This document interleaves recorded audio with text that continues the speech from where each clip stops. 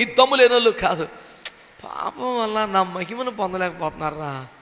ఆయన బాధ ఏంటంటే నా మాట వినలేదు వాళ్ళు, నాకు ఎదురుకించారు వీళ్ళు, ఒకడికి పొగరబట్టింది, వాడిని సరి చేస్తా, ఇట్లేదు ఫీలింగు. వాళ్ళు కొంచెం అది ఒక్క తప్పు చేయకుంటే మహిమంత వాళ్ళ దగ్గర ఉండేదిగా.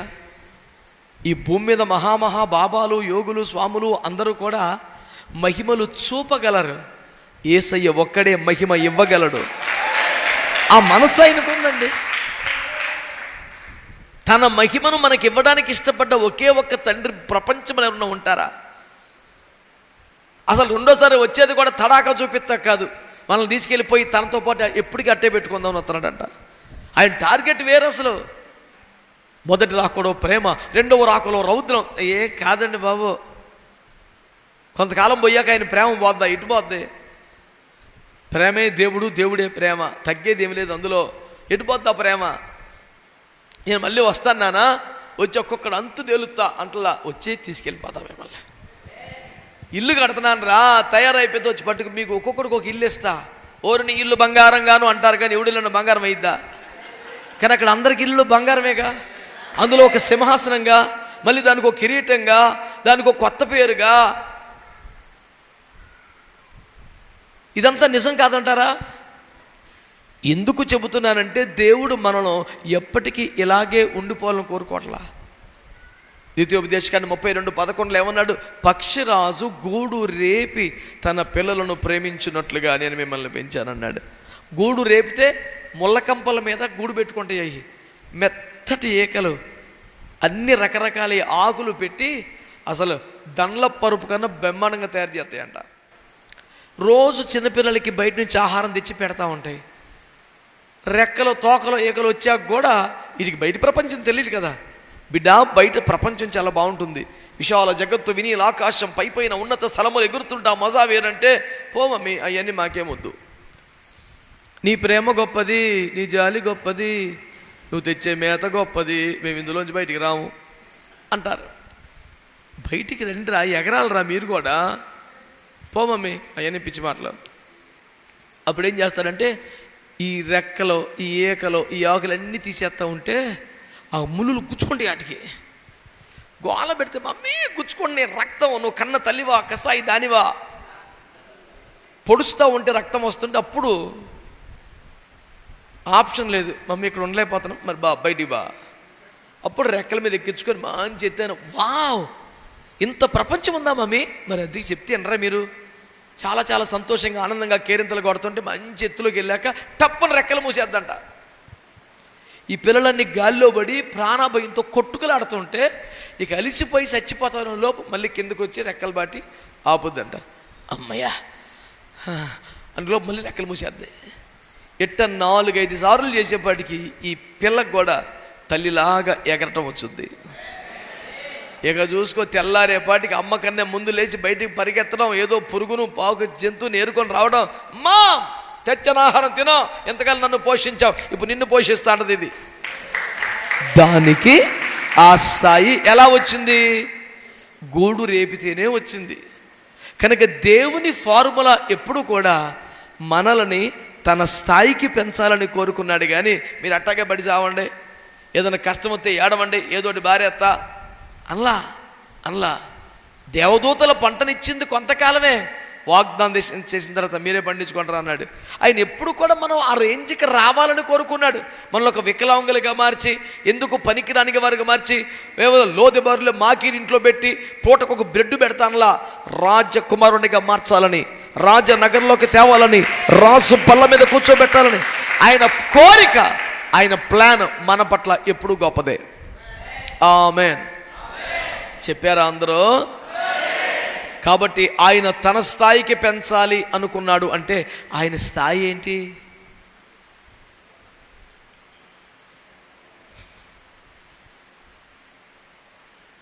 మ్యాజికల్ చేయటమా, అద్భుతాలు చేయటమా, ఆశ్చర్యకార్యాలు చేయటమా? ప్రజల మీద కనికరమును బట్టి ప్రజల అవసరాల కోసం కార్యాలు చేశాడు. కానీ ఆయన స్థాయి ఏంటి తెలుసా? ఎప్పుడు ఎల్లప్పుడూ ప్రార్థన చేయటమే. దేవునికి స్తోత్రం చెప్పండి. హల్లెలూయా.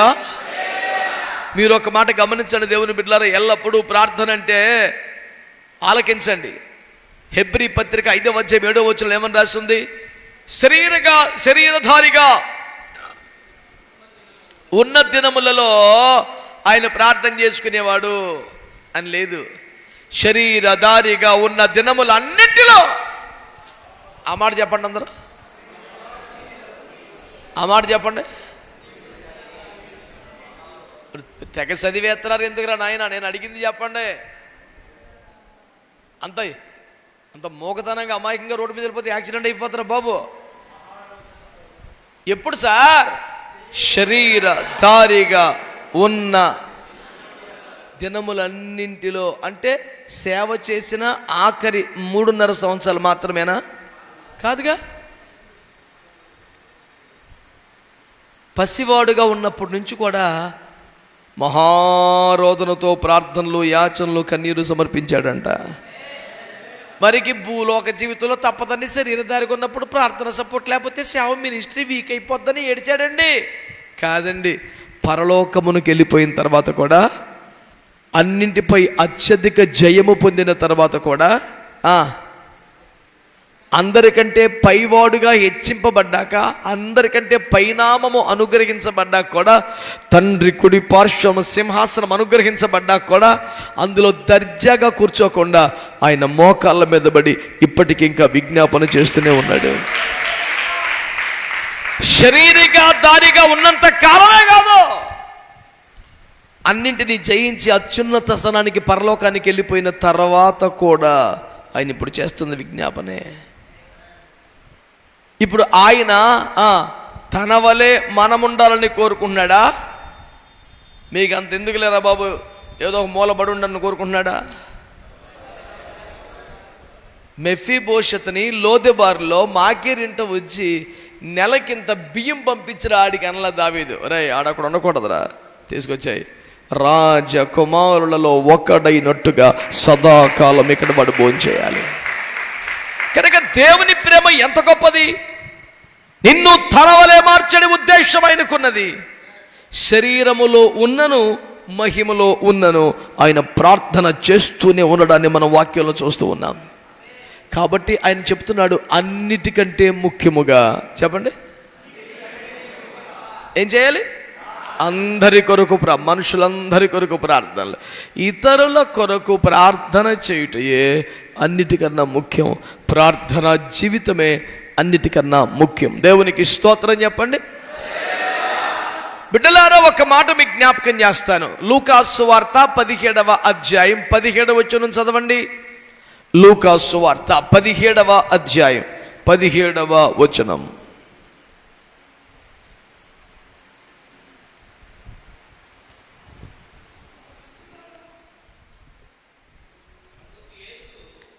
పది మంది శుద్ధులైరి కారా, ఆ 90 ఎక్కడా? ఈ అన్యుడు తప్ప దేవుని మహిమపరచుటకు తిరిగి వచ్చిన వాడెవడును అగపడలేదా అని చెప్పి, యేసుక్రీస్తు ప్రభు తన వద్దకు వచ్చిన 10 మంది కుష్ఠరోగులను బాగు చేశాక 9 మంది వెనక్కి రాలేదట, ఒక్కడు మాత్రమే వెనక్కొచ్చాడు. ఒక్కడు మాత్రమే వెనక్కొచ్చాడు, 9 మంది రాలా. ఇప్పుడు అందరూ నా వైపు చూస్తూ, కాదు ఇంకా లోక 17 ఎత్తుకుతున్నావా? నీకు ఎప్పుడు దొరుకుతుంది ఇంకా? ఓరి నాయనా, అందరికి వందనాలండి.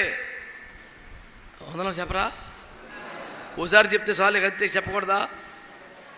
కొత్త ధర్మశాస్త్రం రాశారు ఎందుకండి మీరు? అందరికి వందనాలు, తప్పేమి లేదు సార్. లోక 17:17 యేసు ప్రభువారు ఏమన్నారండి? 10 మంది శుద్ధులైరి కారా, ఆ 90 ఎక్కడా? ఇప్పుడు చెప్పండి, వెనక్కి తిరిగి వచ్చిన వాడు ఒక్కడే శుద్ధుడా? రాని వాళ్ళు కూడా శుద్ధులేనా? అది పనికిమాలోడో, తాగుబోతాడో, తిరుగుబోతాడో రాకపోతే బాధ ఉండదో, శుద్ధులు రాకపోతేనే బాధ, పరిశుద్ధులు రాకపోతేనే బాధ. వాడు తాగుబోతాడో, తిరిగిపోతాడో, రాజబాబాయి గారి భాష ప్రకారం చెట్ల ప్యాకెట్లు ఆడేవాడు, ఆడేవాడు అయితే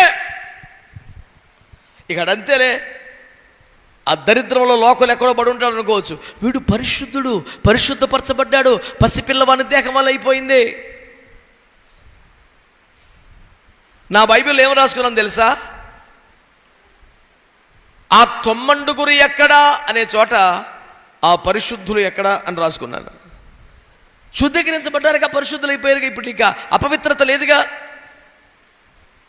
ఏ రాళ్ళు? యేసు రక్తంతో కొనబడి, వాక్యంతో కడగబడి, ఆత్మచేత ముద్రించబడి, రాకడొకరికి ఎదురు చూస్తున్న పరిశుద్ధులందరూ ఒక్క చోట చేరి ప్రార్థన చేస్తే ఎంత భీకరంగా ఉంటుంది కార్యం. ఈ రోజున దేవుని సేవకునిగా మీ దృష్టికి తీసుకొస్తున్నాను.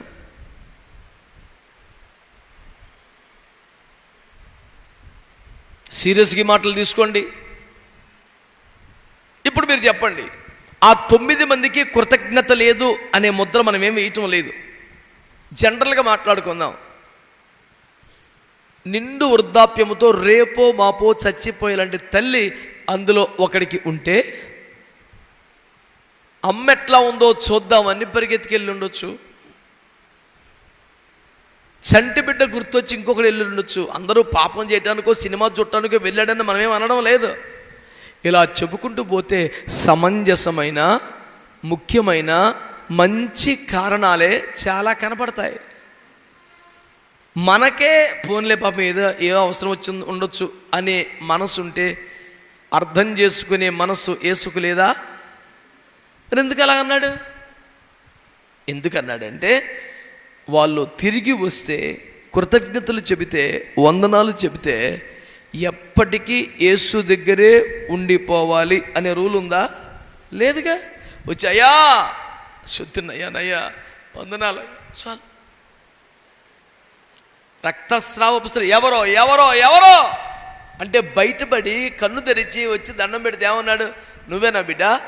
సమాధానం కలిగి వెళ్ళిపోన్నాడు. మరి ఆ మాత్రానికి ఎందుకండి ఇంత నుంచి అంతసేపు గొడవ చేశారు? ఏదో వసూలు చేయొచ్చుగా, ఒక ఎపిసోడ్ ఇమ్మనొచ్చుగా, స్పాన్సర్ చేయమనొచ్చుగా, ఊరక పంపించావే. అక్కడ రాసిన మాట మార్కు సువార్త 5లో, ఆయన ఆమెను కనుగొనవలెనని ఈ మాట చెప్పాను. వసూలు చేయాలని కాదు, పబ్లిసిటీ స్టంట్ కోసం కాదు. మేలు పొందిన వారు ప్రభు దగ్గర కనపడాలి, సాక్ష్యం చెప్పాలి. ఇక వాళ్ళు అక్కడే ఉంచి వాళ్ళకే బానిసలుగా మార్చడుగా. సరే పో బిడ్డ, నెమ్మదిగా ఉండిపో. మరి వీళ్ళైనా అంతే కదా.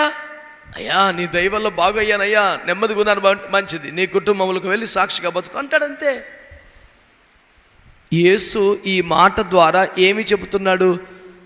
పరిశుద్ధపరచబడినవాడు తన కుటుంబాల్ని, జీవితాల్ని శాశ్వతంగా వదిలేయమని నేనేం అంటలేదు. కాకపోతే మొదట నా సన్నిధికి రావాలని మాత్రమే కోరుతున్నాను. అవునంటారా కాదంటారా? అంటే ఇప్పుడు యేసు ప్రభు మాటలోని అంతరార్థం ఏంటి? ఎవడైనా పరిశుద్ధపరచబడితే వాడి మొదటి ప్రాధాన్యత యేసయ్య పాద సన్నిధి అవ్వాలి. ఆ ప్రార్థన సమయం గడిపిన తర్వాత కుటుంబానికి వెళ్ళొచ్చు, ఇంటికి వెళ్ళొచ్చు, ఏం కాదంటలేదుగా. కాబట్టి ప్రార్థించే వాళ్ళు, పరిశుద్ధపరిచే వాళ్ళు కుటుంబాన్ని వదిలేయాలని, సర్వసంగ పరిత్యాగం చేయాలని, అడవుల్లో కూర్చొని మళ్ళీ ఒంటి రోమాలు కప్పుకొని మళ్ళీ మిడతలు తిని తేనె దాగి బతకాలని శాస్త్రం ఏమి పెట్టడం లేదు. కానీ నీకున్న సకల బాధ్యతల కంటే మొదటి ప్రాధాన్యత ప్రార్థన జీవితం అయి ఉండాలని మాత్రం దేవుడు కోరుతున్నాడు. సో ఏం చెప్తున్నాడు? అన్నిటికన్నా ప్రార్థన ముఖ్యమని చెప్తున్నాడు. ప్రార్థన తప్ప ఇంకేమి చేయొద్దనడం లేదు. నీ పనులు చేసుకో, నీకు అప్పగించబడ్డ బాధ్యతలు చూసుకో, నీ బిడ్డల కొరకు ప్రయాసపడు, కానీ అన్నిటికన్నా ప్రార్థన ముఖ్యం. మొదట ప్రార్థన, తర్వాతే ఇంకేమైనా. యేసయ్య దగ్గరికి వచ్చి దండం పెట్టాక వచ్చిన ఒక్కడిని మాత్రం ఉంచేసుకున్నాడా? సరే నాన్న వెళ్ళు అనలేదా? 6,000 దయ్యాలు విడుదల పొందిన ఎక్కడికి పెడితే నీ వెనకాలే వచ్చేస్తానంటే very good, come on follow me అన్నాడా? లేదుగా. వెళ్ళి నీ ఇంటి దగ్గర మొదట సాక్షిగా బ్రతుకని పంపలేదా? ఆయన ఏం కోరుకుంటున్నాడు? ప్రార్థన జీవితం మాత్రమే ఉండాలి, మిగతా విషయంలో చచ్చిపోమంటలేదు కదా. ఉద్యోగం చేసుకో, నీకు ఉద్యోగస్తుడు అయితే, కుటుంబాన్ని చూసుకో, నీ కుటుంబం ఉంటే ఎవరు కాదన్నారు. కానీ మొదటి ప్రాధాన్యత మాత్రం ప్రార్థన అయి ఉండాలి. దేవునికి స్తోత్రం చెప్పండి.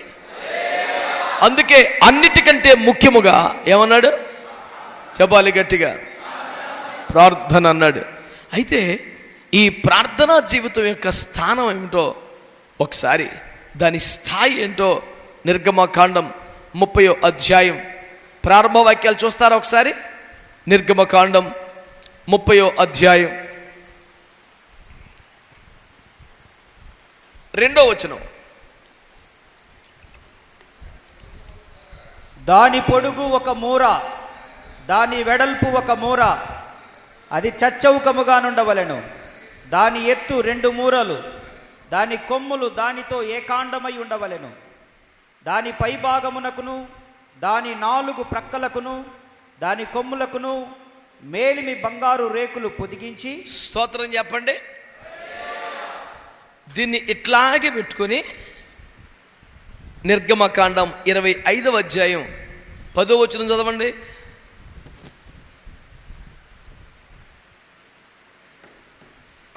వారు తుమ్మకర్రతో నొక మందసమును చేయవలెను. దాని పొడుగు 2 మూరెడున్నర, దాని వెడల్పు 3 మూరెడున్నర. ఇప్పుడు చెప్పండి, మందసము ఎత్తు 3 మూరెడున్నర, ధూపవేదిక ఎత్తు 30వ అధ్యాయం 2వ వచనం చదివారికి ఇప్పుడే. ధూపవేదిక ఎత్తు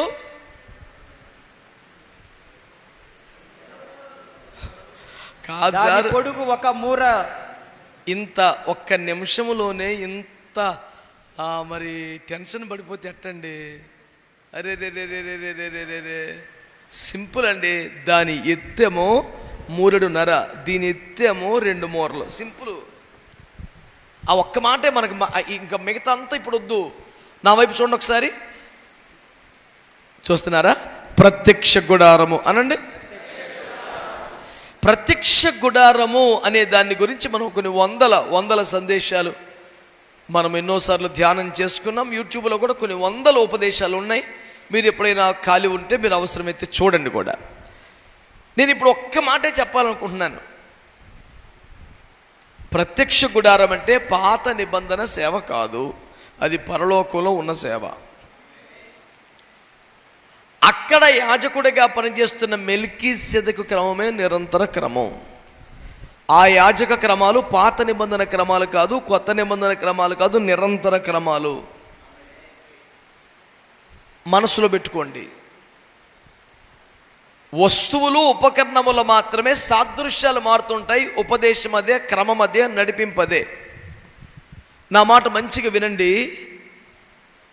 అప్పుడు రాతి బలిపీఠం, దాని తర్వాత ఇత్తడి బలిపీఠం, దాని తర్వాత సంగమే బలిపీఠం, దాని తర్వాత సువర్ణ బలిపీఠం అక్కడ ఉంటుంది. యేసు రక్తం ఏం చేయం.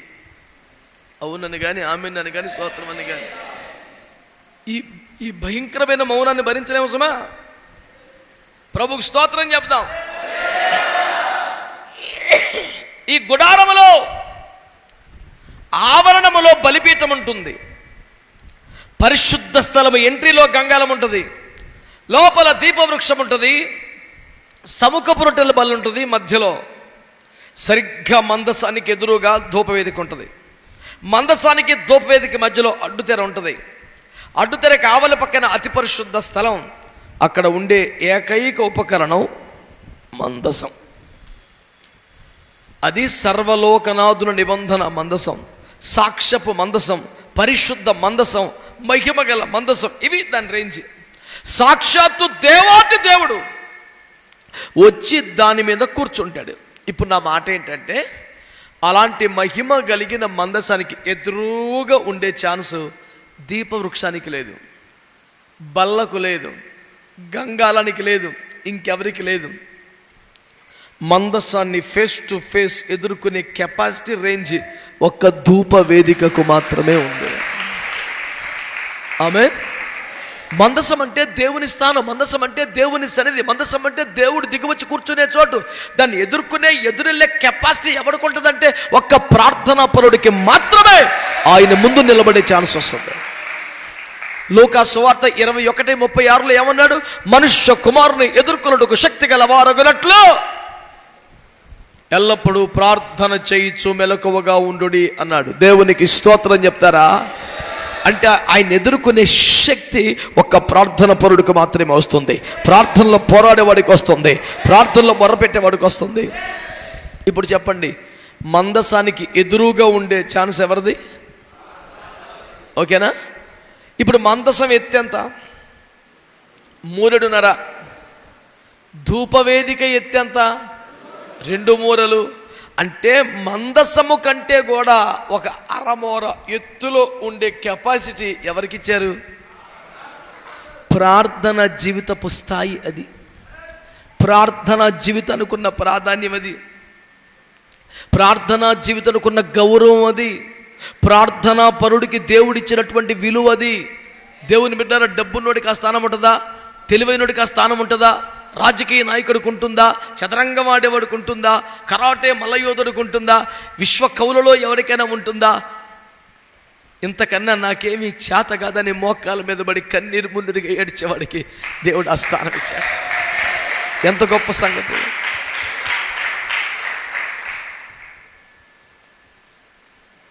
నేను ఒకసారి ఒక కవిత రాస్తూ అందులో చెప్పాను, బలమైన వారు ఎదురాడుచున్నారు, బలహీనులు కన్నీరు గార్చి ప్రార్థిస్తున్నారు, ఎవరు గెలుస్తాడో చూద్దామని.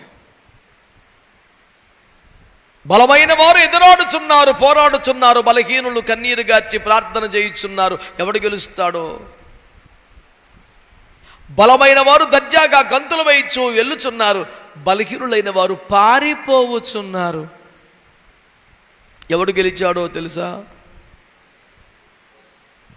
ధైర్యంగా దర్జాగా ఎదురెళ్ళి దుంకుతూ గెంతుతూ సింహాలను చీలుస్తూ మంచి ఉద్యమం వెళ్ళిపోయిన సంసోను ఏమయ్యాడు?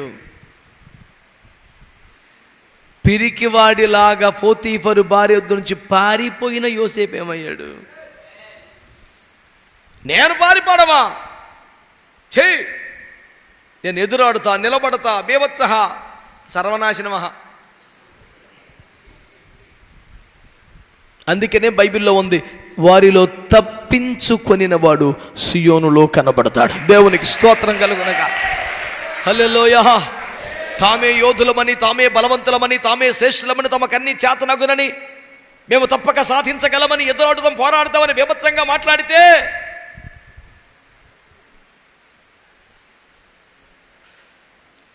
జ్ఞానము గలవాడు దాక్కుంటాడని, బుద్ధిమంతుడు ఊరకుంటాడని ఎందుకు రాశాడు బైబిల్లో?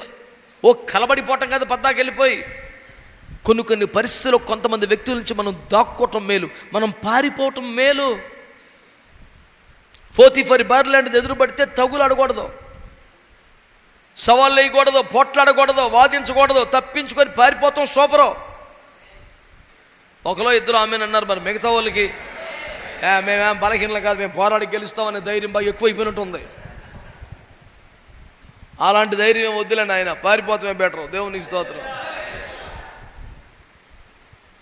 నా ముందు నిలవలేక తప్పించుకొని పారిపోయాడు పెరిగి వేదవా అని వాళ్ళంటే కూడా ఏం ఫీల్ అవ్వద్దు. అవును నిజమే, నీతో నేను సావలేను, నాకొద్దు, నేను పారిపోతా అని ఆ పారిపోయిన ఆ పదం నీకు ఘనత, విజయము, మహిమ తెచ్చేదే కానీ అవమానకరమైంది కాదు. మొదటి కీర్తన చెప్పండి, దుష్టుల ఆలోచన చొప్పున, పాపుల మార్గమున, అపహాసకులు కూర్చున్న చోటన. మరి ఏం చేయాలా? నడవద్దు, నిలవద్దు, కూర్చోవద్దు. మరి ఏం చేయాలి? పారిపోవాలి, అంతే సిద్ధాంతం అది. ఇలాంటి వాళ్ళ దగ్గర నడవకూడదు, నిలబడకూడదు, కూర్చుండకూడదు, పారిపోతూ ఒక్కటే ఉత్తమ విధానం. వాళ్ళకి ఎంత దూరంగా పరిగెడతామో నీకెంత ఆశీర్వాదకరంగా ఉంటుంది. దేవునికి స్తోత్రం చెప్పండి. హల్లెలూయా. ప్రార్థనా జీవితపు స్థాయి ఏమని చెప్పాను? మందసం కంటే ఎత్తెక్కువని. ఓకేనా? అంటే ప్రార్థించేవాడికి, ప్రార్థనా పరుడికి ఎంత విలువ దేవుని ఎదుట ఉంది, వాడి స్థానం ఎంత హయ్యెస్ట్ పొజిషన్లో ఉంది. ఒకసారి ఆలోచించండి. దేవుని ఎదుర్కొనగలిగిన వాడు ప్రార్థనా పరుడే. ప్రార్థన లేకుండా ఎవడు దేవుణ్ణి ఎదుర్కొనే అవకాశం లేదు. బలిపీఠం అంటే సమర్పణ, గంగాలం అంటే శుద్ధీకరణ, దీపవృక్షం అంటే అభిషేకం, బల్లంటే సహవాసం. ఇవన్నీ శ్రేష్టమైనవే, కానీ దేవుణ్ణి ఎదుర్కొనేది మాత్రం ప్రార్థనా జీవితమే అన్న సత్యాన్ని మర్చిపోకూడదు. అందుకనే మందసం 3.5 ఎత్తు అయితే ఇది 2 మూరలు ఎత్తి పెట్టాడు. దాన్ని దేవుడు ఘనపరిచాడు, దానికి దేవుడు విలువిచ్చాడు, దానికి దేవుడు తన ఎదుట ఆస్థాయి ఇచ్చాడు, తన ఎదుట ఆస్థాయి ఇచ్చాడు. ప్రార్థన పనులంటే మోకాళ్ళ మీద పడితే కన్నీరు గారిస్తే నీకు చీపుగా కనబడతారేమో. ఏదన్నా మీటింగ్కి వెళ్ళావు అనుకోండి, నువ్వు వెళ్ళి మోకాళ్ళ మీద కూర్చొని ప్రార్థన చేసుకుని ఎవడు గౌరవించడు. నీ బ్యాగింగ్ కూడా పట్టుకుంటే, నువ్వు కుర్చీలో కాలు మీద కలిసి కూర్చుంటే, ఇంకొకటి చేతులు కట్టుకొని పక్కన నించుంటే ఆటోమేటిక్ ఇంకోటి వచ్చి నీకు వందనాలు చెప్తాడు. విలువ ఆడుకుంటుంది, నీకు ఉండదు. వీడు చూడగానే అయ్యా ఇటు చూస్తే ఇంకొకటి రావాలా, పందెం కోడి పుంజని వేపినట్టు జీడిపప్పులు పెట్టి బాదం పిస్తాలు పెట్టి నిన్ను బాగా బలపరచాలా. లోకంలో ఉన్న శ్రేష్ఠ పదార్థాలు మొత్తం నువ్వు మిగిలితే నాడికి అప్పుడు ఆటోమేటిక్గా పక్క వాళ్ళకి గౌరవం వస్తుంది. ఈ బాబు చాలా పెద్దవాడు, విఐపి అనిపిస్తుంది. అదే వెళ్ళటం నువ్వు సభలోకి వెళ్ళిపోయి నువ్వు మూల చోటు చూసుకొని చిన్న చాపేసుకొని మోకరించి, ప్రభా ఈ ప్రాంతాన్ని దర్శించయ్యా, ఈ ప్రాంతంలో ఉద్యమం రావాలయ్యా, ఈరోజు వచ్చినోడు ఎవడు వెనక్కి వెళ్ళిపోకుండా మారు మనసు పొందాలయ్యా, పశ్చాత్తాపడాలయ్యా, ఈ ప్రాంతంలో గొప్ప దైవాగ్ని రగులు కావాలయ్యా అని ఏడుతున్నాం అనుకోలే. ఏ బాబు అటు జరగా, నీ ఏడిపోయింది ఇక్కడ జరగా. మోకరించే వాళ్ళంటే చులకన, కన్నీరు కార్చేవాడంటే లోకువా, ప్రలాపించేవాడంటే చాలా విలువలేని స్థానం. కానీ దేవుని ఎదుటగా వాడికి ఒక్కడికే విలువ ఉందన్న సంగతి మీకు. ప్రార్థనా జీవితం ఎంత గొప్పదండి. అయితే ఈ ప్రార్థనా జీవితానికి ప్లేస్మెంట్ దేవుడు ఎలా అరేంజ్ చేశాడో చెప్తాను మీకు నేను. ఇది మందసం అనుకోండి, దీని ఎదురుగా ఎవరినిచ్చాడు? దోపేదిగా ప్రార్థన చేసేమని. అయితే బాగా వినండి ఈ మాట, మంచి మంచి పదాలు వాడి ఆది మధ్యాంతరహితుడా, ఆల్ఫా ఒమేగా, మంచి మంచి పదాలు వాడితే అక్కడ భాషా ప్రేమికులు ఎవరు ఉండరో, హృదయమే చూస్తారు.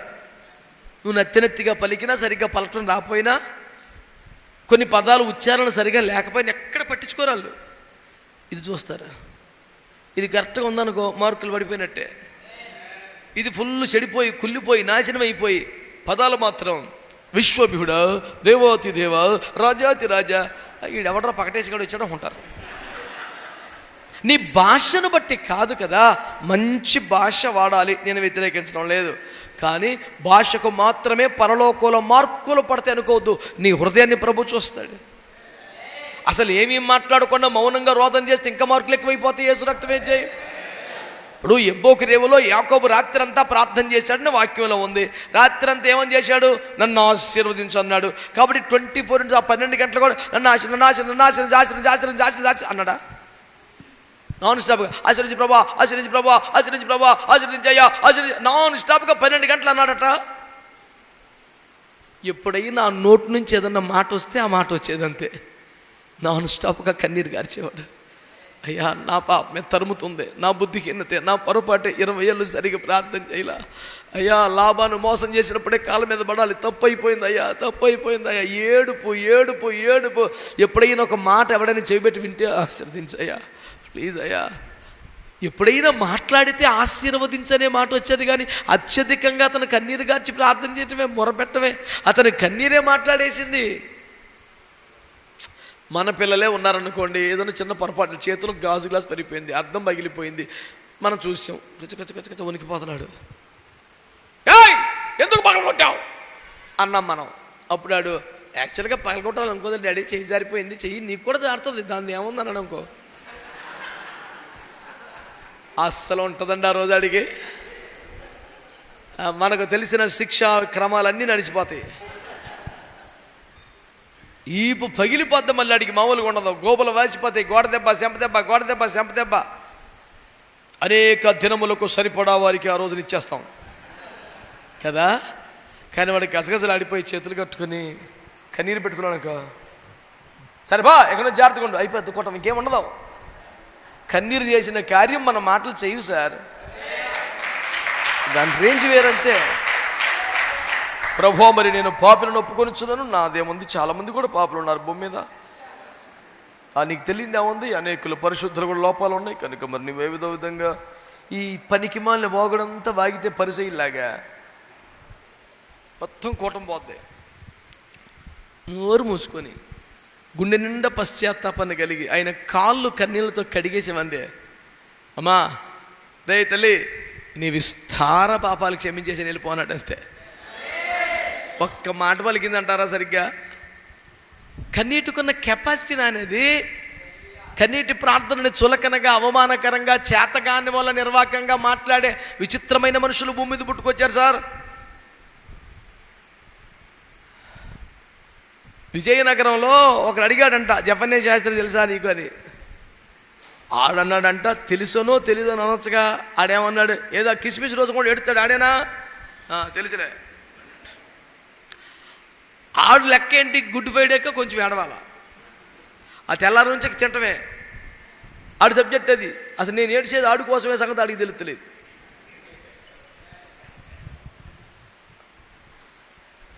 క్రిస్మస్ పేరు మీద తాగుతున్నాడయ్యా, అడ్డగోలుగా తింటున్నాడయ్యా, ఖరీదైన బట్టలు వేసుకున్నాడయ్యా, జలసాలు చేస్తున్నాడయ్యా, కొబ్బలంటే అడుక్కున్నాడయ్యా, పరువు తీసేస్తున్నాడయ్యా. ఈ కిస్మిస్ రోజున ఇన్ని మార్చని నేను ఏడ్చేది ఆడి కోసం. క్రీస్తునేడు పుట్టినన్నా కానీ ఆళ్ళలో మాత్రం నేను రానిత్తలేదయ్యా, నువ్వు ఆళ్ళు కూడా పుట్టాలి కదా, నేను ఏడ్చేది ఆడి కోసం అయితే ఆడు అన్నాడు. అదేందిరా కిస్మిస్ రోజున కూడా ఏడుతాడు? ఇలాంటి వాడు ఉంటే మరి ఏ రోజైనా ఏడుపు కాకేం మిగిలిద్ది మాకు? మారు మనసు పొందిన క్రైస్తవులందరూ స్తోత్రం చెప్పండి సార్. హల్లెలూయా. బిడ్డలారా, దైవజనులారా, ఈ మాటలు గమనిస్తున్నారా? ప్రార్థనా జీవితానికి ధూపవేదికి ప్లేస్మెంట్ ఎక్కడ ఇచ్చాడు తెలుసా?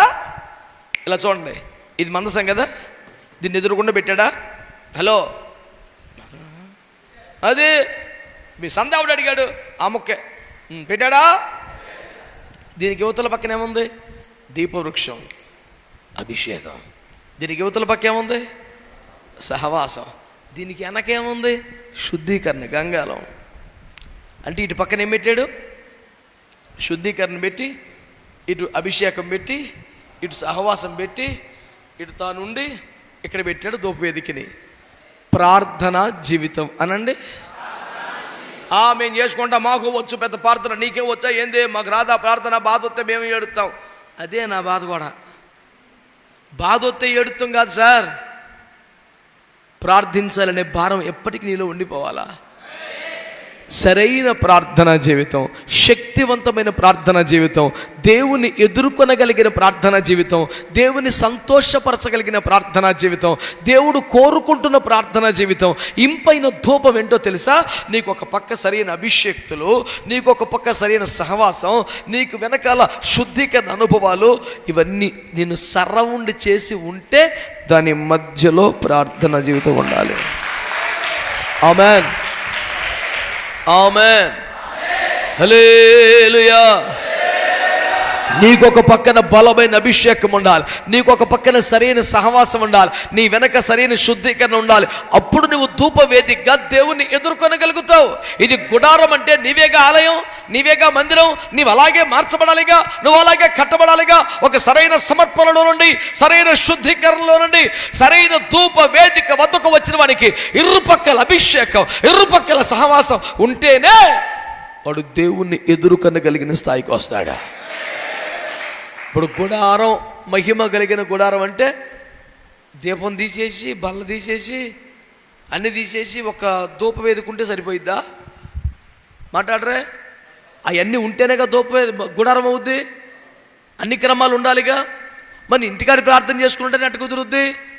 నీలాగా ప్రార్థన చేసి అగ్నితో మండుతున్న ఒక ప్రజ్వలిస్తున్న దీపాలు నీకొద్దా? బల్ల మీద 12 రొట్టెలు అంటే ఏంటి? 12 మంది ఇజ్రాయేలు గోత్రాలేగా, సహవాసమే కదా. సరైన సహవాసం నీకొద్దా? సరైన శుద్ధీకరణ అనుభవం నీకొద్దా? ఒక శుద్ధీకరణ అనుభవం లేకుండా, ఏమండి, ఒక అభిషక్తుల తోడు లేకుండా, ఒక సరైన సహవాసం నీకు లేకుండా ఒంటరి ధూపవేదిక బైబిల్లో లేదే. నువ్వు ప్రార్థించేవాడివైతే, ప్రార్థనాత్మ కలిగిన వాడైతే నీలాగా ప్రార్థించే సహవాసం నీకొద్దా? నీలాగా ప్రార్థించే వాళ్ళు నీకొద్దా? మండుతో ప్రకాశిస్తున్న అగ్ని వంటి వారు నీకొద్దా? అందుకనే మన పునాది సిద్ధాంతమే వారిలో ఒక్కడు 1000 మందిని తరిమితే 2 10,000 మందిని తరమాలి. దేవునికి స్తోత్రం కలుగునుగాక. హల్లెలూయా. కనుక ప్రార్థనా పరుడు స్థాయి చెప్పాను, ప్రార్థనా పరుడి స్థానం కూడా జ్ఞాపకం చేస్తున్నాను. స్థానం కూడా జ్ఞాపకం చేస్తున్నాను. దేవుని వాక్యం తేటగా గమనించుకోండి.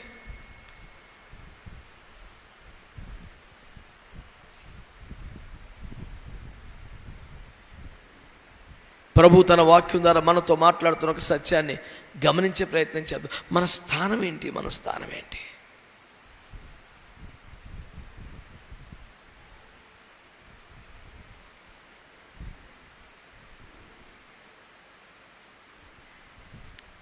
ప్రార్థనా పరులకు సంబంధించినటువంటి అంశాలను ధ్యానం చేస్తూ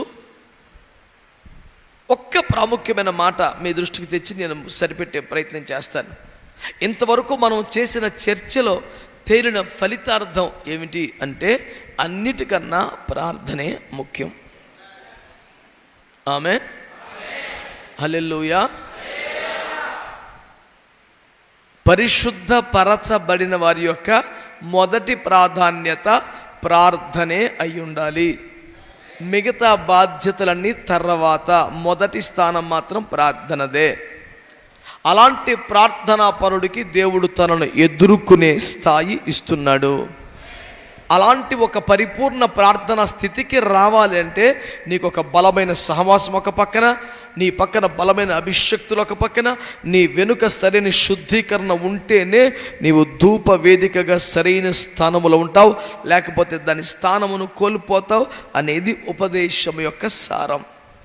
అయితే నేను మీ దృష్టికి తెచ్చే ఒక చిన్న మాట ఏంటంటే అన్నిటికంటే ప్రార్థన ముఖ్యం అనుకున్నాం కదా, మరి ప్రార్థనకి ఏం ముఖ్యం?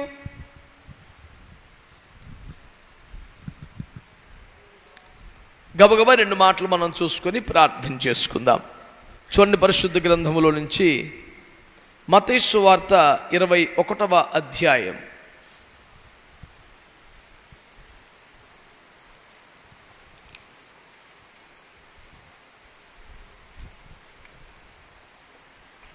ఇరవై 21వ అధ్యాయం 22వ వచనం. మరియు మీరు ప్రార్థన చేయునప్పుడు వేటిని అడుగుదురో అవి దొరికినవని నమ్మిన ఎడల మీరు వాటన్నిటినీ పొందుదురని వారితో చెప్పాను. ప్రార్థన అన్నిటికంటే ఏది ముఖ్యం? ఇంకా మత్తయి సువార్త దొరకలేదండి. పోన్లేని బాబు, దొరికిన వాళ్ళు చెప్పండి. అన్నిటికంటే ఏది ముఖ్యం? ప్రార్థన. ప్రార్థనకు ఏది ముఖ్యం? విశ్వాసం. అంటే ఒక గట్టి విశ్వాసం లేకుండా మనం అసలు ప్రార్థనే. ఇప్పుడు అందరు నా వైపు చూస్తూ ఒక ప్రశ్నకు జవాబు చెప్పండి. అందరు నా వైపు చూడండి. ఈ మారుతున్న పరిస్థితుల నేపథ్యంలో, పెరుగుతున్న వ్యతిరేకతల నేపథ్యంలో, నానాటికి సంకుచిత భావాలతో సంక్లిష్టంగా మారిపోతున్న సమాజ వాతావరణ పరిస్థితుల మధ్య క్రీస్తు వ్యతిరేకులు, క్రైస్తవ వ్యతిరేకులు, క్రైస్తవ ద్వేషులు, క్రైస్తవ నాశనమునకు నడుము కట్టుకున్నవారు మారతారు అనే విశ్వాసం నీకుందా? వాళ్ళు కూడా మారతారు అనే విశ్వాసం నీకుందా? తండ్రి గారు చెప్పారు ఉంది అని. నేను అంటున్నాను, చాలా మందిలో ఖచ్చితంగా వాళ్ళు మారతారు అనే నమ్మకం, ధైర్యం లేదు. కానీ ఆ అంశం ఇచ్చినప్పుడు మాత్రం 4 మాటలు మాట్లాడుతున్నారు అంతే.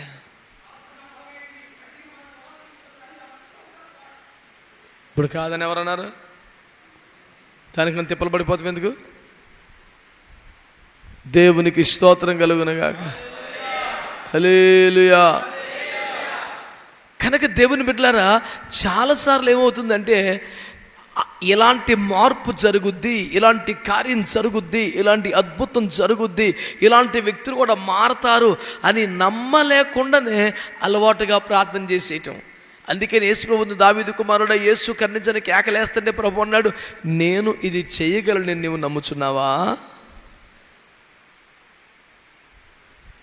నమ్మే కదా ప్రభు కేకలేస్తున్నాను. ఇవన్నీ వద్దు, నమ్ముతున్నావా లేదా కరెక్ట్గా చెప్పు. అంటే చాలాసార్లు మన విశ్వాస జీవితంలో ఈ సమస్య, ఈ పొరపాటు కనబడుతుంది. అందుకని దేవుడు తన వాక్యంలోంచి తేటగా మనతో మాట్లాడుతున్నాడు ఈ పూట. అన్నిటికన్నా ప్రార్థన ముఖ్యం. ప్రార్థనకి ఏది ముఖ్యం అంటే ఓ పరిపూర్ణమైన విశ్వాసం ముఖ్యం. చిన్న సందేహం కూడా రాకూడదు, చిన్న అనుమానం కూడా రాకూడదు. పరిపూర్ణ విశ్వాసంతో, గట్టి ధైర్యంతో ప్రభువు చేస్తాడు నమ్మకంతోనే ప్రార్థన చేయాలి. దేవుడు స్వస్థపరచాలి నమ్ముతున్నావా? ఇలాంటి ఏంటి సింపుల్గా అవునండి నమ్ముతున్నాను, కానీ నేను అడిగింది అది కాదు. ఇలాంటి క్రూరమైన వ్యక్తులు, దూషకులు, హింసకులు, హానికరులు మారతారు, నువ్వు నమ్ముతున్నావా? నమ్మితేనే నువ్వు ప్రార్థన చేయి. నువ్వు నమ్మని విషయాన్ని ఏమని ప్రార్థన చేస్తావు అసలు? కనుక అన్నిటికన్నా ప్రార్థన ముఖ్యం. ప్రార్థనకు మాత్రం విశ్వాసం ముఖ్యమని మనవి చేస్తున్నాను. రెండవ మాట యెహోషువ గ్రంథం 7వ అధ్యాయం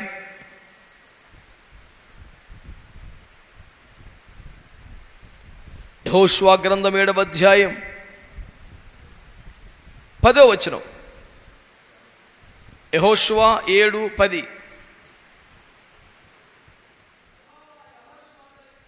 లెమ్ము, నీవేళ ఇక్కడ ముఖము నేల మోపుకొందువు. ఇశ్రాయేలీయులు పాపము చేసి ఉన్నారు. నేను వారితో చేసిన నిబంధనను వారు మీరి ఉన్నారు. శపితమైన దాన్ని కొంత తీసుకొని దొంగిలి బొంకి తమ సామానులో దాన్ని ఉంచుకొని ఉన్నారు. ఇలా చూడండి ప్రియులారా, ఇక్కడ యెహోషువ ఏం చేస్తుండే? లే అని దేవుడు లేపాడు తెలుసా? ప్రార్థన చేస్తుంటే. లే, ఇక్కడ నీ వేళ నీ ముఖమును నేల మోపి ఉన్నావు. ఇశ్రాయేలులు శపితమైన దాంట్లో కొంత తెచ్చి గుడారంలో పెట్టి దాచుకున్నారు. వారి సామాన్లు అది ఉంది, వెళ్ళి చూడముందో. యెహోషువ నిద్రపోతుంటే లేమన్నాడా? యెహోషువ భోంచేస్తుంటే లేమన్నాడా? యెహోషువ నిర్లక్ష్యంగా ఆటపాటలు ఆడుకుంటే లేమన్నాడా? సాష్టాంగ పడిపోయి కన్నీరు మున్నీరు గడిచి, ప్రభువా నువ్వు వెళ్ళమంటేనే వచ్చాంగయ్యా, నువ్వు పంపిస్తేనే బయలుదేరాంగా, నా ప్రజలకు ఓటం ఏంటయ్యా, నా బిడ్డలు చచ్చిపోవటం ఏంటయ్యా, ఇదేం ఘోరం అయ్యా, 31 మంది రాజులను సాగుకొట్టాం, ఎప్పుడు ఎక్కడ ఇలాంటిది కనపల్లా, ఇదేంటి ప్రభు అని సాష్టాంగ పడి ముఖమును నేల మోపి కన్నీరు మున్నీరుగా ఏడ్చి ప్రార్థన చేస్తుంటే దేవుడు అంటారు, ఎలావయా ఎక్కడ ఎడుతున్నావు, ఎందుకు నువ్వు లేకముందు, ఇదేంది ఏంటయ్యా అంటే, గుడారములో శపితమని దాచుకున్నారు, ముందెల్లో అయి చూడు, ఏడవటం కాదు ఎడబడే అన్నాడు. అంటే అర్థం ఏంటి? ప్రార్థించేవాడికి శుద్ధీకరణ చాలా ముఖ్యం. ప్రార్థించేవాడికి ఏది ముఖ్యం? శుద్ధీకరణ చాలా ముఖ్యం. గుడారం అంటే శరీరం. నీ గుడారములో శపితమైంది ఉంటే, నీ గుడారములో ప్రభుకి ఇష్టం లేనిది ఉంటే, నీ గుడారములో ప్రభు వద్దన్న దాన్ని దేనైనా దాచిపెట్టి ఉంటే నీ ప్రార్థనగా ఫలభరితం అవ్వదు, ముందుకెళ్దాం. అందుకనే అన్నిటికన్నా ప్రార్థనకు ముఖ్యం, కానీ ప్రార్థనకు మాత్రం శుద్ధీకరణ ముఖ్యం. దేవునికి స్తోత్రం చెప్పండి. శుద్ధీకరణ లేకుండా మోకాలు లేస్తే ప్రార్థన చేస్తే ఫలితం రాదు. కనుక ప్రార్థనకు విశ్వాసం ముఖ్యం, ప్రార్థనకు శుద్ధీకరణ ముఖ్యం. ఒక వ్యక్తి తనంతట తానే శుద్ధీకరించుకోగలడా? వాక్యం ఏమనుందండి? నిర్గమకాండం 19:10 మోషే నీవు లేచి ఇశ్రాయేలును పరిశుద్ధపరచుము. వాక్యం ద్వారానో, ప్రార్థన ద్వారానో, ఆరాధన ద్వారానో, ఉపదేశం ద్వారానో మనల్ని గద్దించి హెచ్చరించి శుద్ధీకరించి ఒక దైవజనుడు మనకొద్దా?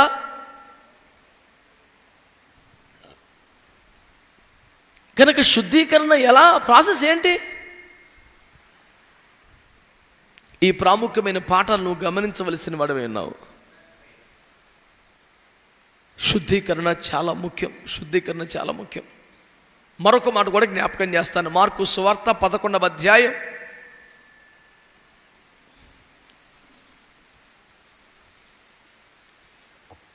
11వ అధ్యాయం బహుశా 25 అనుకుంటున్నాను, చూడండి. మీకు ఒకని మీద విరోధమేమైనను కలిగి ఉన్న ఎడల మీరు నిలువబడి ప్రార్థన చేయున్నప్పుడెల్లను వారిని క్షమించుడి. ప్రార్థన చేసేటప్పుడల్లా ముందు ఏం చేయాలంటే వారిని క్షమించుడు. అంటే అన్నిటికన్నా ఏది ముఖ్యం? ప్రార్థన ముఖ్యం. ఆ ప్రార్థనకు మాత్రం క్షమించే మనసు ముఖ్యం.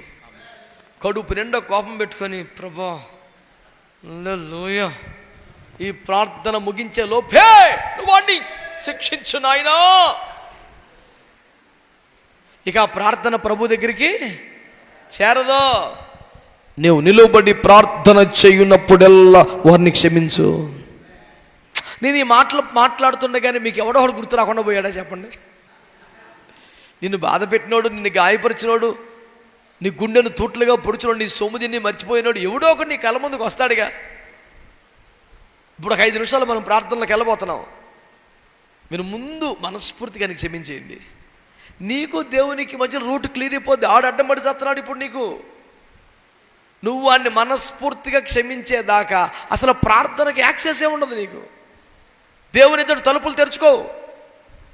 విశ్వాసం లేకపోతే సెట్ కాదు.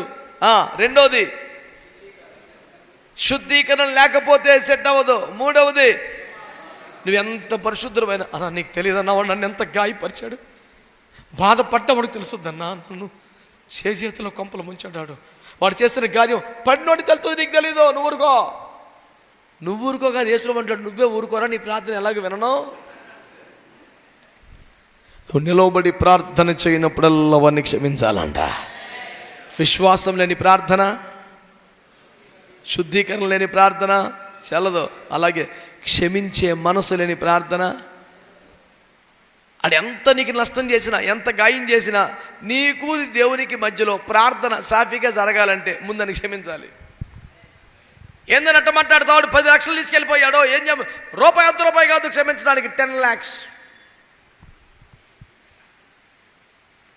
అప్పుడు యేసుప్రభు అంటాడు, సర్లే నేను ఎప్పటికైనా ఆ పనికి మనలో ఆశీర్వదిస్తాను. ఆడు నీకు 10 లక్షలు ఇస్తాడు. ఆ 10 లక్షలు తీసాక అప్పుడు నువ్వు క్షమిస్తావు. అప్పుడు క్షమించాక ప్రార్థన చేద్దు, కానీ అప్పుడు నిన్ను మళ్ళీ అంగీకరిస్తాను, ఈ లోపు నా సన్నిధికి రాకు అంటాడు.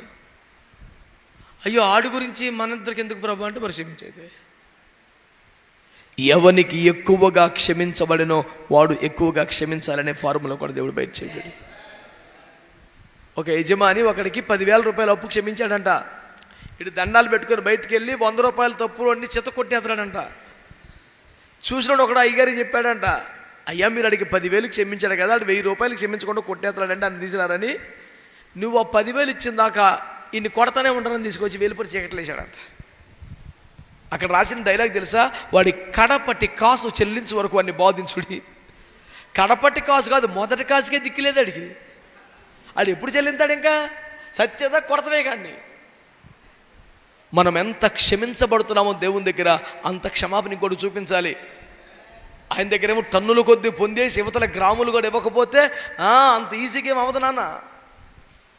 నువ్వు మోకరించగానే మైకి పట్టుకోగానే, ప్రభువా ప్రేమ కలిగిన తండ్రి, కృపానిధి, జాలి కలిగిన దైవమా, కనికర సంపన్నుడా, క్షమించుటకు సిద్ధ మనస్సు కలిగిన వాడా, వేల తరములకు కృప చూపువాడా, ఓ దండికి వెళ్ళిపోతుంటే చూసేవాడికి హల్లెలూయా, సరైన ప్రార్థన పరుడు మా ప్రార్థన తీసుకొని దేవునికి స్తోత్రం హల్లెలూయా అని నువ్వు అనుకుంటావు. యేసు ప్రభుకి ఆడికి అసలు సంబంధమే లేదు. ఎప్పుడో తలుపులేసాడు యేసు ప్రభు. ఏమి లేక? క్షమించే మనసు లేక. చెప్పండి, అన్నిటికన్నా ఏది ముఖ్యం? ప్రార్థన ముఖ్యం. ప్రార్థనకి విశ్వాసం ముఖ్యం, ప్రార్థనకి శుద్ధీకరణ ముఖ్యం, ప్రార్థనకి క్షమించే మనసు ముఖ్యం. దేవునికి స్తోత్రం చెప్పండి. ఇంకొక క్వాలిటీ చెప్పి వదిలేద్దాం ఈ పూటకి. యాకోబు 5:17.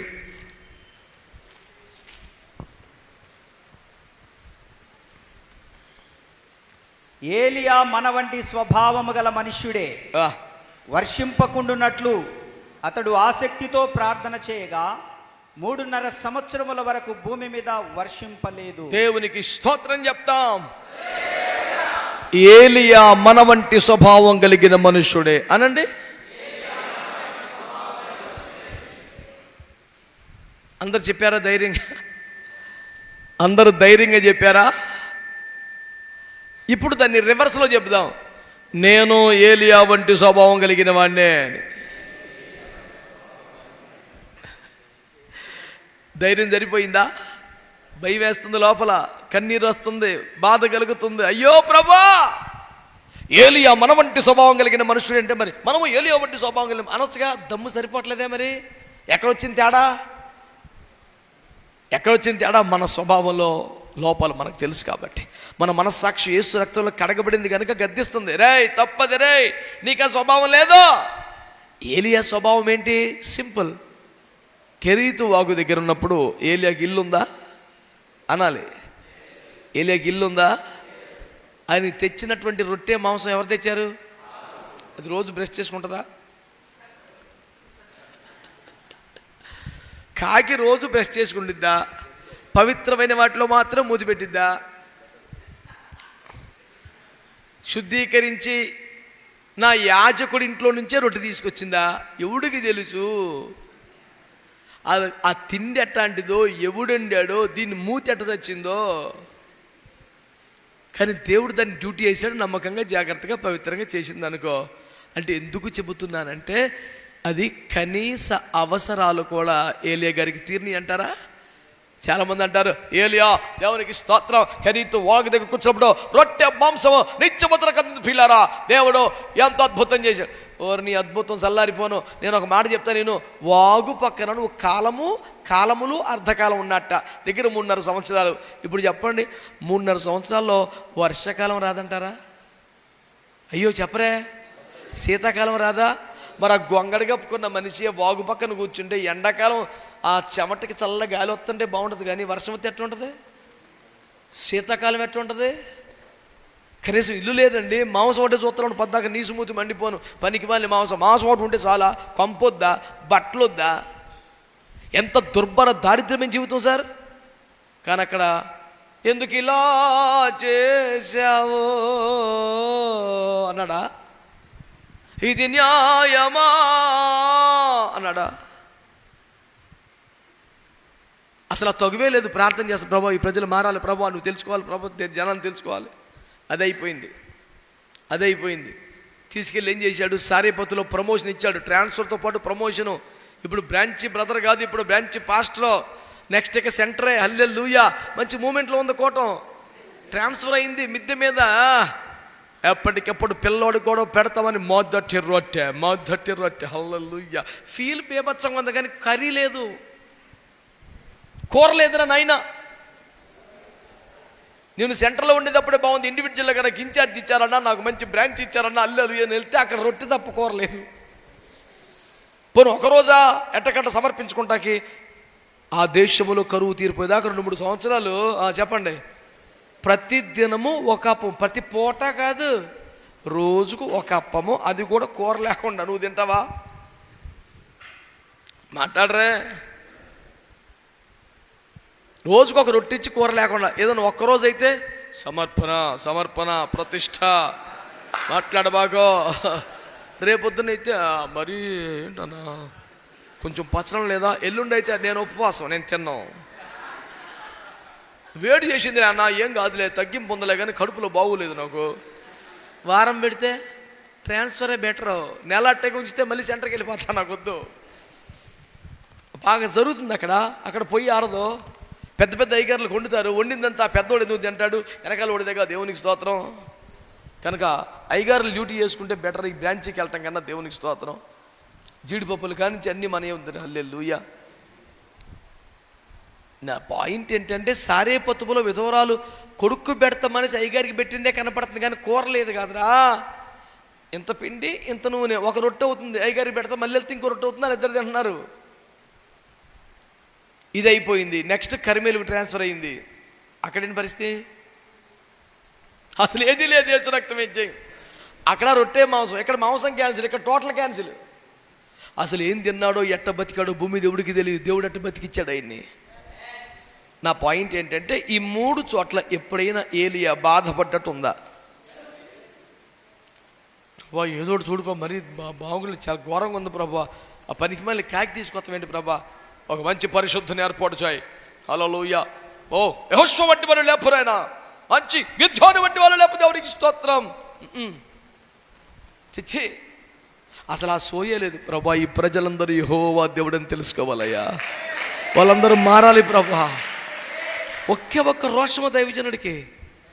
ఏలియా స్వభావం అనండి ఏంటి తెలుసా? ఆశలు కోరికలు కాదు, కనీస అవసరాలు తీరకపోయినా దేశము కొరకు ప్రార్థన చేశాడు ఆయన.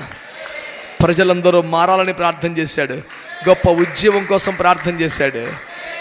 దాన్ని ఏమంటారంటే ఏలియా స్వభావం అనండి. ఏలియా మన వంటి స్వభావం కలిగిన మనుషులు తన ప్రార్థన చేయగా ఆకాశాలు బుయ్యబడ్డాయి, తెరవబడ్డాయి అంటే మనం ప్రార్థన చేస్తే పని జరగకపోతే దాని పెద్ద వాగ్దానాలు ఎత్తిపడి ప్రభా ఏలియా మరి మన వంటి స్వభావం కలబడి అతను ప్రార్థన చేస్తే చేశావు, నేను ఆకాశము తెరవబడును గాక. ఇప్పుడు ఈ గాక బ్యాచ్ ఎక్కువైపోయింది. ఈ బ్యాచ్ మొదలు పెట్టిన కానీ చివరిదాకా బతిలాడుకోవటం ఉండదు, యాచన ఉండదు, విజ్ఞాపన ఉండదు, మొర్ర పెట్టుకోవటం ఉండదు, ఏముండదు.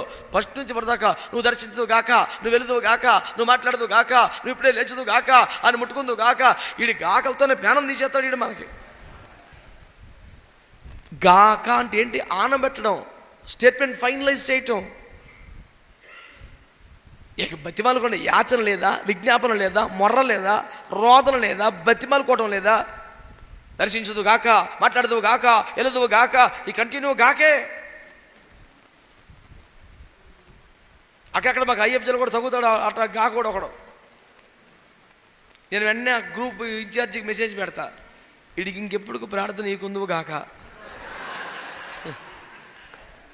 మొర్ర పెట్టాలిగా, బ్రతిమలాడుకోవాలిగా, ప్రాధేయపడాలిగా, గోజాడాలిగా, యాచన చెయ్యాలిగా. డైరెక్ట్ నువ్వు వాడితో మాట్లాడదు గాక, ఇప్పుడే లేచుదువు గాక, ఇప్పుడే దర్శించదు గాక. అసలు ఈడు బాసో, ఈడు డ్యూటీ ఎందుకు వేస్తున్నాడో, ఈడు ఎవరికి వేస్తున్నాడో నాకు అర్థమవుదో. ఏం చేయమంటావు ప్రభా అని ఎప్పుడు అడగను. నువ్వు ఇటు చేయి ప్రభా అని చెప్తాడంటే ఈడే బాసేక. ప్రభా ఈరోజు ఏం చేయమంటావు ప్రభా అని పొరపాటున అడగడు పొద్దున్న లేచి. ప్రభా ఈరోజు వాడి దగ్గర దర్శించు ప్రభా, నువ్వు వాడితో మాట్లాడు, వాడిని మాట్లాడు, మరి నువ్వు మాట్లాడిన దానికి రిజల్ట్ సాయంత్రం వాడు సందా పట్టుకొని రావాలి. నీకు దండం రే. ఏంది నీ ప్రార్థన? చిచ్చి చిచ్చి చిచ్చి చిచ్చి చి. ఈ దుర్మార్గం నశించుడు కాక. హల్లెలూయా. అంటే ప్రార్థించే వాడికి ఏ స్వభావం ఉండాలండి? ఏలియా స్వభావం అనండి. ఈ 3 అనుభవాల్లో నుండి మనం నేర్చుకున్న ఒకే ఒక్క లైన్ ఏంటంటే, కనీస అవసరాలు తీరకపోయినా దేవుని మహిమ కోసం, దేశంలో రక్షణ కోసం ఆయన ప్రార్థన చేస్తూనే వచ్చాడు. ఆమేన్. తన కనీస అవసరాలు తీరకపోయినా ఆయన ప్రార్థన చేస్తూనే. ఏలియా స్వభావం అంటే ఏంటి తెలుసా? ప్రార్థన చేసేవాడిని స్వభావం ఏంటి తెలుసా?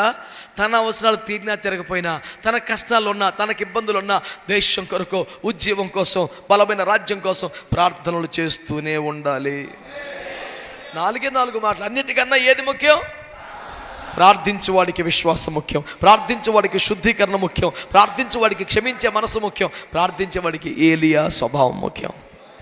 ఈ 4 అనుభవాల్లోకి మనం వచ్చి దేశమును మహారక్షణలోకి తేగలిగిన ప్రార్థన పరులుగా మారాలని ఆశపడుతూ దేవుని ఆత్మకు అప్పగించుకుందాం. కృపగల దేవుని ఆత్మ మనకు ఈ రీతిగా సహాయం చేయునుగాక.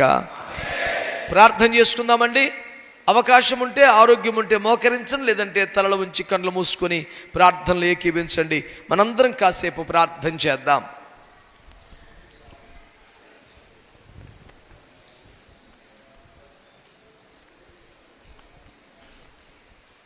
అందరూ మోకరిద్దాము, కళ్ళు మూసుకుందాం, స్వరం ఎత్తుదాం, చేతులు ఎత్తుదాం. కొద్దిసేపు ఆగకుండా అందరూ అలాగే స్తోత్రాలు చెబుదాం, స్తోత్రాలు చెబుదాం, స్తోత్రాలు చెబుదాం, స్తోత్రాలు చెబుదాం, స్తోత్రాలు చెబుదాం, స్తోత్రాలు చెబుదాం. మౌనముగా ఉండొద్దు. స్వరం ఎత్తాలి, స్వరం ఎత్తాలి, స్వరం ఎత్తాలి.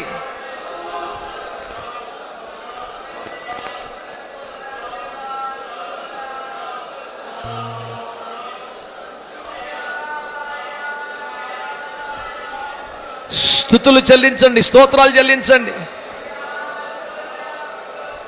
ఐఎఫ్జే విజ్ఞాపనోద్యమము ద్వారా దేవుడు మనందరికీ మరొక మంచి ప్రార్థన అనుభవాన్ని ఇస్తున్నారు, మరొక ప్రార్థన సమయాన్ని ఇస్తున్నారు. ఇంకా మొర్ర పెట్టాలి, ఇంకా మొర్ర పెట్టాలి, ఇంకా ప్రార్థన చేయాలి.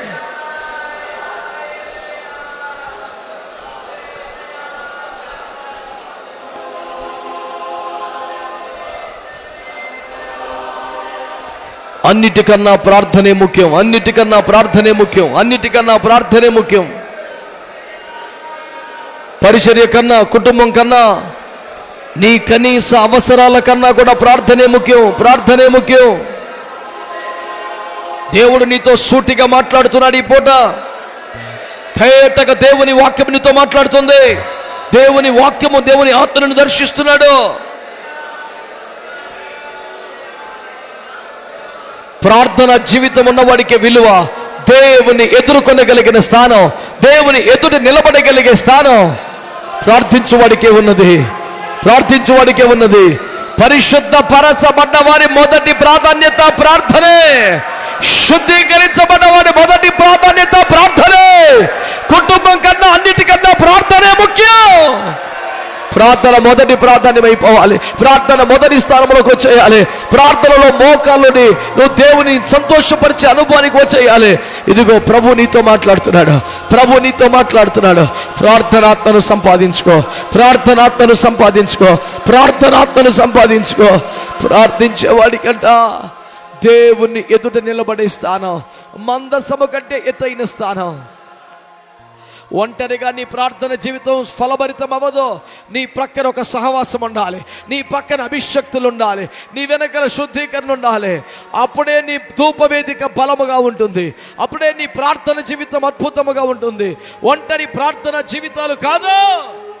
సరైన ప్రార్థన సహవాసం ఉండాలి, సరైన అభిషక్తుల తోడు ఉండాలి.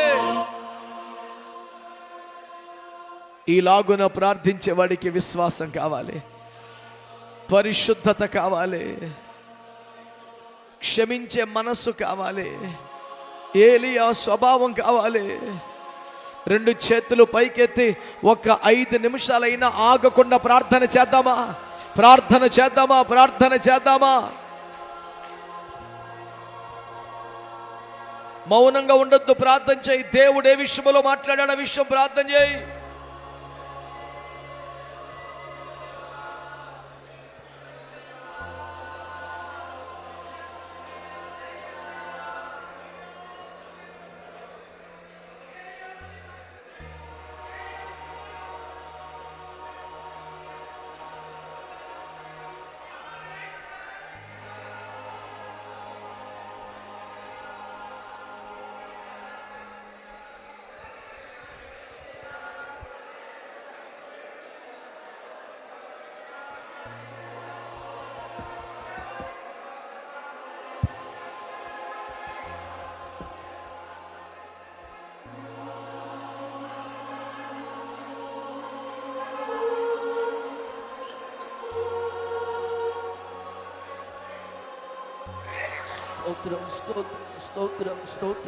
ప్రార్థన చేయబడుతున్నది. ఏకీభవించండి. ఒక తీర్మానం కలిగిన వారందరూ కూడా దేవునితో ఏ మాట మాట్లాడాడో, ఏ విషయంలో తీర్మానం చేసుకున్నావో నీ పక్షముగా ప్రార్థన చేయబడుతుండగా ప్రతి మాటను విని అవును ఆమేన్ అంటూ ప్రార్థనలో ఏకీభవించండి. ప్రార్థన.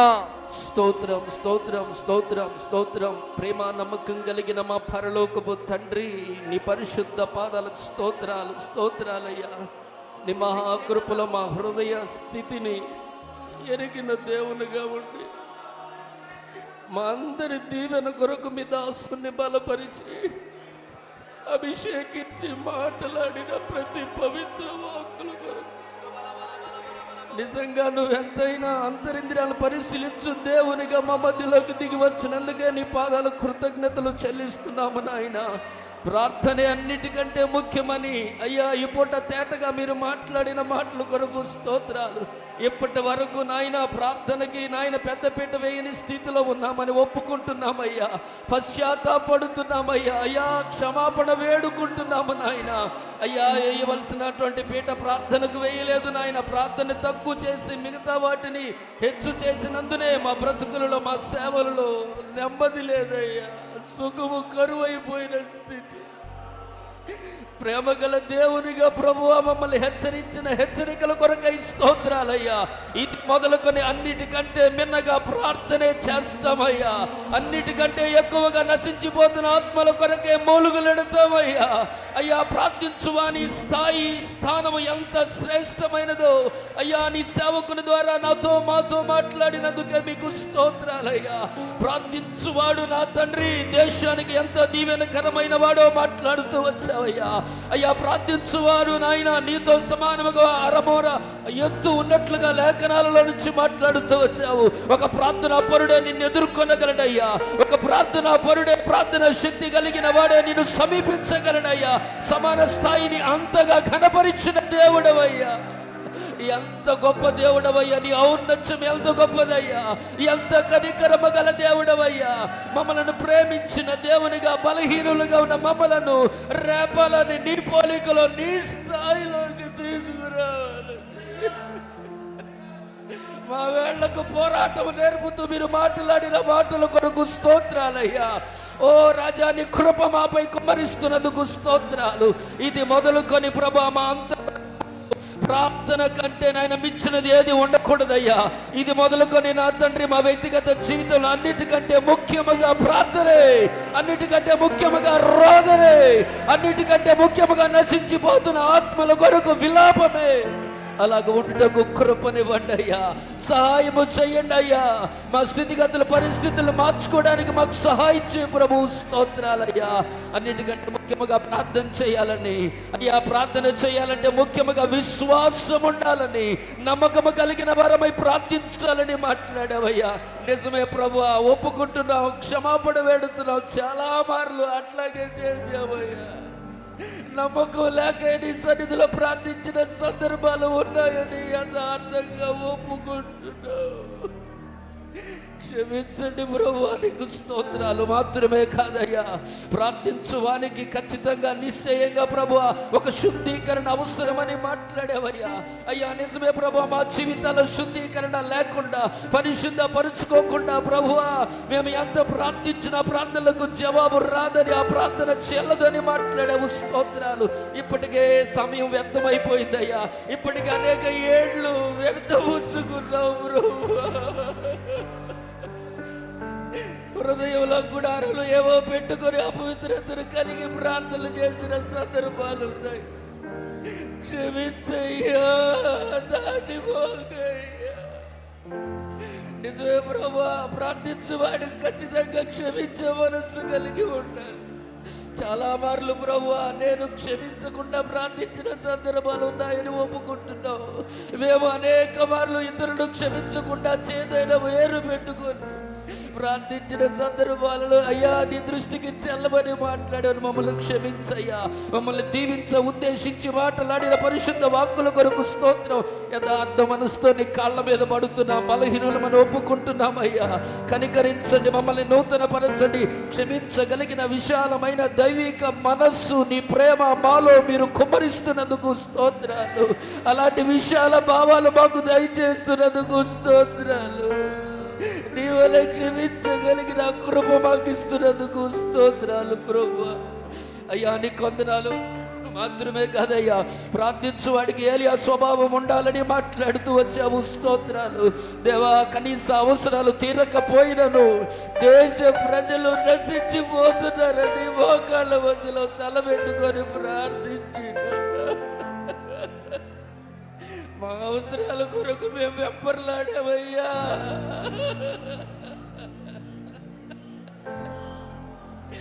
మా అవసరాలు తీరాలని బ్రాకులాడానయ్యా. క్షమించయ్యా. ఇది మొదలుకొని ప్రభా మా అవసరాలు తీరినా తీరకపోయినా, కనీస అవసరతలు ఉన్నా లేకున్నా, తీర్చబడినా తీర్చబడకున్నా నశించిపోతున్న దేశ ప్రజల కొరకు మూలుగులెడతావయ్యా. మూలుగులీడే కృప మాకివ్వండయ్యా. మా ప్రార్థన జీవితం పటిష్టంగా ఉంచబడినట్లుగా, నిన్నెదుర్కొన్నట్లుగా మాకు ఒక పరిశుద్ధమైనటువంటి సహవాసం కావాలయ్యా. సరైన అభిషిక్తులు మాకు కావాలయ్యా. మమ్మల్ని శుద్ధీకరించు. మోషేలను ఉంచినందుకు మీకు స్తోత్రం, మీకు స్తోత్రం, స్తోత్రం.